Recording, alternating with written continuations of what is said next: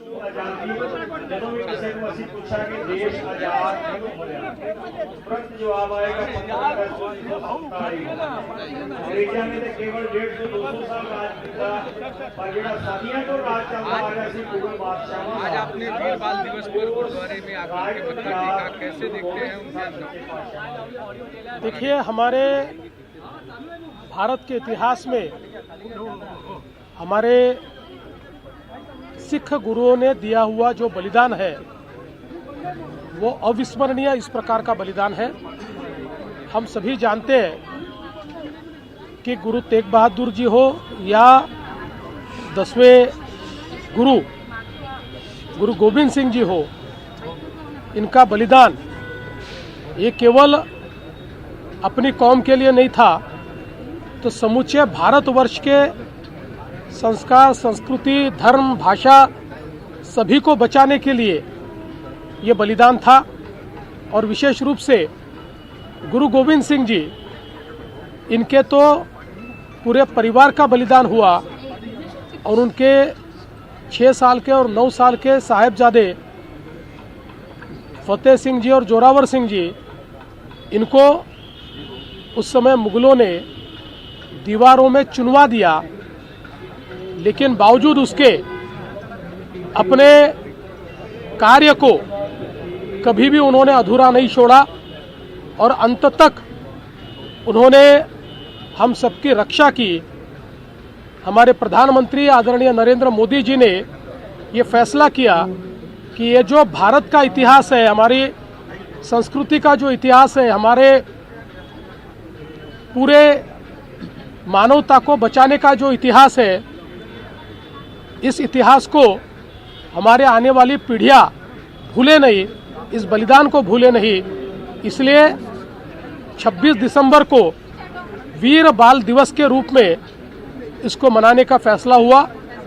आज यहाँ गुरुद्वारे में आकर मैंने गुरु ग्रंथ साहिब के सामने अपना शीश नमन किया और उसके बाद हमारे साहिबजादों को भी यहाँ पर आदरांजलि अर्पित करने का काम हमने किया है। और मुझे लगता है कि हम लोगों को ये इतिहास याद रखना होगा, क्योंकि वो थे इसलिए आज हम हैं। जफरनामा अभी भी उसकी मूल प्रति आपने हाथ से लिखी फारसी भाषा में औरंगजेब के नाम, और उसको आप लोग कुछ ऐतिहासिक तथ्य के तौर पर पेश करने वाले हैं, उसको एक पेश करने वाले। पहला सवाल तो मेरा ये उसको लेके क्या रहेगा। दूसरा, बांग्लादेश में जो हुआ, जो हो रहा है हिंदुओं के ऊपर, उसको लेके मेरा एक सवाल है। देखिए, जफरनामा एक ऐसा इतिहास है कि जो एक और मुगलों के अत्याचारों को परिभाषित करता है, वहीं उसका कितनी शालीनता के साथ, लेकिन कितनी कड़ाई के साथ गुरुजी ने प्रतिवाद किया, इसका भी वो एक बहुत ही ऐतिहासिक इस प्रकार का दस्तावेज है। और मुझे ऐसा लगता है कि निश्चित ही हमारे स्वर्णिम इतिहास को हमारे सामने लाने का काम उसके माध्यम से हो रहा है। जहाँ तक बांग्लादेश का सवाल है, बांग्लादेश के हिंदुओं के साथ हम खड़े हैं, पूरा देश खड़ा है। और मुझे लगता है कि अब अंतर्राष्ट्रीय समुदाय अगर इस बात पर चुप रहेगा तो वो लोग कितने सिलेक्टिव है, उनके लिए धर्मनिरपेक्षता, सेक्युलरिज्म, ये कितनी सिलेक्टिव है, ये उसमें से ध्यान में आएगा। लेकिन मुझे विश्वास है कि हमारे प्रधानमंत्री जी के नेतृत्व में वहाँ के हिंदुओं को भी सुरक्षित रखने का काम हमारी सरकार करेगी। औरंगजेब की बात आपने कही, और मुगलों के क्रूर शासकों में से एक थे। उसी औरंगाबाद, जो अब छत्रपति संभाजीनगर हो गया है, वहाँ पर एक मामू को लेकर के शिवसेना यूबीटी के भीतर जिस तरीके का विवाद पैदा हो गया है, उसे कैसे देखते हैं और कितनी तुष्टीकरण की राजनीति के आरोपी उसके बाद तुष्टीकरण की राजनीति? देखिए, उद्धव ठाकरे जी और उनकी सेना उबाठा, इसका असली चेहरा और चरित्र इस बात से सामने आया है, जिनको उन्होंने सत्ता के लालच में प्रवेश दिया है, देश विरोधी, धर्म विरोधी, मानवता विरोधी काम करने वालों को केवल मतों के तुष्टीकरण की नीति के लिए अगर वो साथ में लेंगे तो जनता ही इसका जवाब देगी। आज आपल्या सर्वांना माहिती आहे की आपले पंतप्रधान माननीय नरेंद्र मोदीजींनी वीर बाल दिवस हा घोषित केलेला आहे आणि गेले काही वर्ष तो आपण या ठिकाणी साजरा करतो। शीख समाजाचे 10वे गुरु गोविंद सिंगजी यांचा संपूर्ण परिवार हा शहीद झाला, त्यांनी बलिदान केलं आणि आजच्याच दिवशी त्यांचे 2 सुपुत्र साहेबजादे जोरावर सिंगजी आणि साहेबजादे फतेह सिंगजी 6 वर्षाचे आणि 9 वर्षाचे यांना मुघलांनी भिंतीमध्ये चिरडून टाकलं आणि त्यांचा खात्मा केला। अशा पद्धतीनं शहीद झालेले हे दोनही शहजादे आमच्या गुरु गोविंद सिंगजींचे सुपुत्र यांच्या स्मृतीप्रित्यर्थ आजचा दिवस साजरा होतो।